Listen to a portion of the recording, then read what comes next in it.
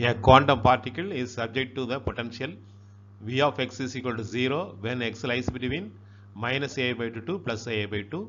Otherwise, the potential is infinite. The ground state wave function of the particle is கொடுத்துருக்குது proportional to.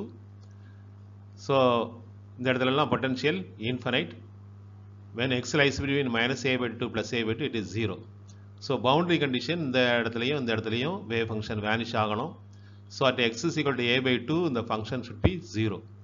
முதல்ல sin pi by 2, x க்கு பதிலா a by 2 போட்டோம்னா, so a cancel ஆயிட்டு sin pi by 4, it is 1 by root 2. So, இது இல்லை. அதே மாதிரி ரெண்டாவதுல பார்த்தாலும் sin pi x by a ல x க்கு பதிலா a by 2 போட்டோம்னா a cancel sin pi by 2, it is 1. So, இதுவும் கிடையாது. மூணாவது பார்த்தோம்னா sin pi by 2a times x. x க்கு பதிலா a by 2 போட்டோம்னா a cancel ஆயிட்டு cos pi by 4.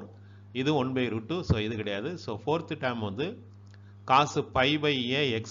pi by a by 2 போட்டோம்னா a cancel ஆயிட்டு pi by 2 cos pi by 2 is equal to 0. So, this is the answer. எது 0 ன்னு வருதோ அதான் answer. Okay, thank you.